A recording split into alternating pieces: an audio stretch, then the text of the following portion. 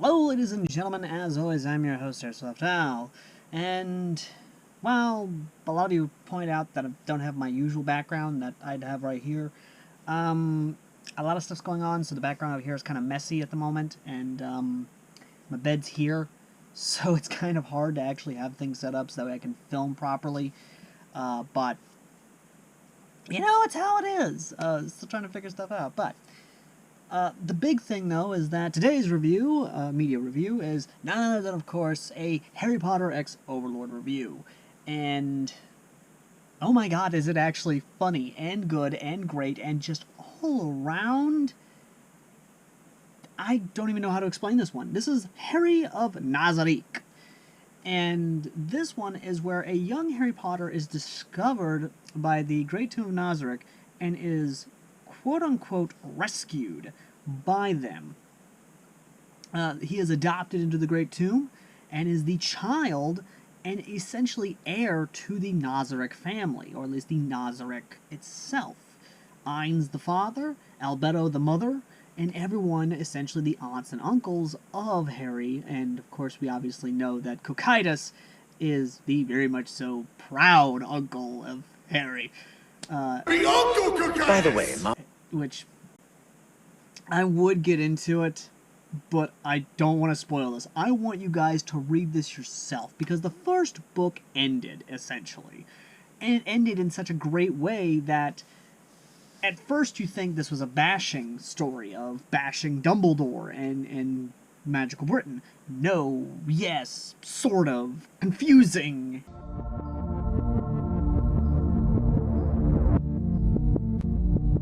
I have several questions. It is a story where you don't know if the author wants to start bashing people or if the author just genuinely wants to tell a good story. There are a ton of stories where literally everyone and their mother is bashed. There are so many conspiracy theories pointed out. Which conspiracy theory Harry Potter fanfiction win?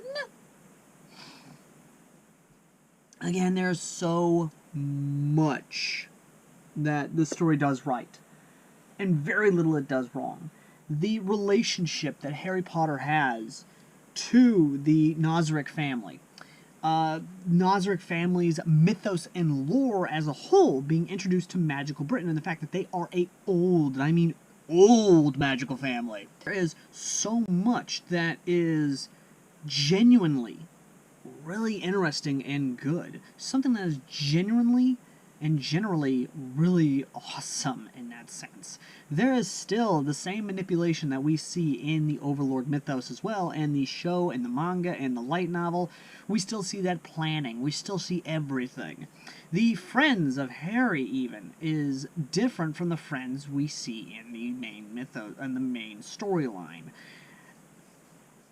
And even Hermione, yes, Hermione Granger is a pureblood. Excuse me, the fuck did you just say? Comes from a pure bloodline. And if you want to learn more about that, you're going to have to read the story, because I'm not going to help you out with that. Again, there is so much in this that is so good. I want to spoil it for you, but I don't want to. But I will say this. A lot of it does come down to the two sides, the factions, essentially, of Harry Potter universe against the factions of Nazarick.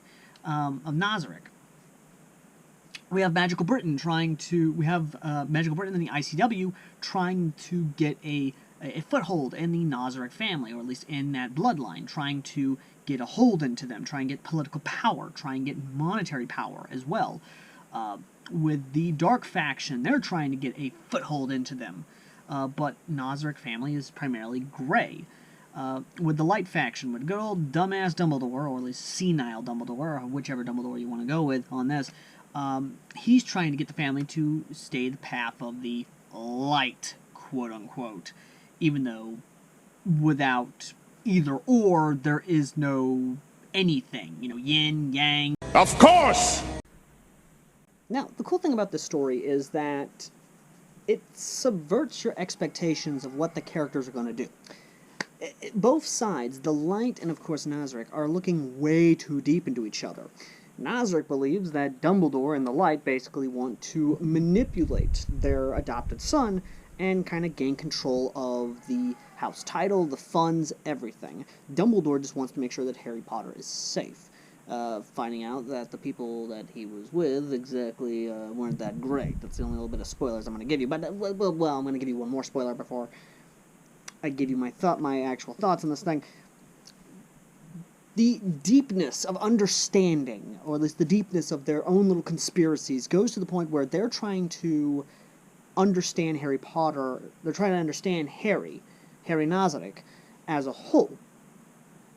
To the point where they are going after his music and what he listens to. Metallica and even Megadeth. And the fact that Harry Potter is a metalhead just makes it that much better, and I absolutely love it. Damn, I love it. I really do. Now, what I mean by the conspiracy of this is that they want to learn about him a little bit more and try and figure out exactly, the family, things like that, blah, blah, blah, blah, blah. So they send Professor Snape. So the way they do this is they send Professor Snape, the person who actually has lived in the Muggle world, blah, blah, blah, blah, blah, to get Metallica. Well, he goes to do it, and he doesn't get Metallica, but he does get Megadeth. And as soon as he starts listening to Megadeth, the songs that are in this story is what makes it all the more better. Is that as soon as that he starts listening to Megadeth, he immediately thinks that these people basically that the statute of secrecy, whatever, has been broken. So he takes it to Dumbledore, they play the songs, and as soon as the songs are playing, which, by the way, to the author, a beautiful selection of Megadeth songs. For those of you who have never heard of Megadeth, what is wrong with you people? It is a staple of awesome classic metal. Go check them out. Go listen to them. I mean, again, they're really good. I'm not going to say what my favorite is because the ones that were in this story are actually my favorite. So you're going to have to go read this just to see the songs they do. But the big thing is that soon as they hear the lyrics to the songs, Dumbledore assumes that Megadeth are prophets, or they're, seers, soothers, basically fortune tellers. The best way I can give you is fortune tellers. They assume that they're seers, and they're using their music to try and warn people of the future, essentially, or try to tell people of the future. I couldn't make this shit up. I couldn't make this shit up if I tried. I'm sad that I lack the talent to make this shit up. Again, while I would give credence to that, it's not exactly how that works. No shit. And this kind of comes back, and this is, again, what I love about the kind of whole idea of the magical world is completely cut off from the rest of the world, that it hinders them, and it makes them absolute idiots when it comes to the regular world. Now, that's not to say that metal music hasn't been inspirational or kind of, been interpreted in a few ways. I mean, a good example would be Pink Floyd's The Wall. One of the most, if not the most, amazing albums to date. Excuse me, what?